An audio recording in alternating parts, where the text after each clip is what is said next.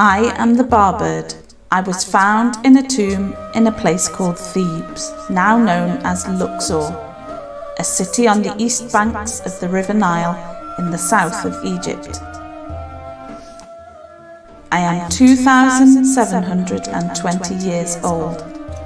I was made in 700 BC, a time which was known as the Third Intermediate Period or the 25th Dynasty.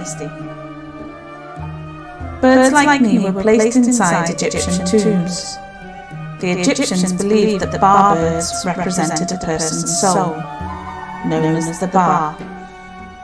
Ancient Egyptians believed that when they died, their souls could turn into birds and fly out of a tomb at night before coming back to the tomb when the sun rose in the morning. Follow me as we meet more objects from the lives of ancient Egyptians, objects which travelled over 3,752 miles from Luxor to Liverpool to become part of Mrs. Goodison's collection.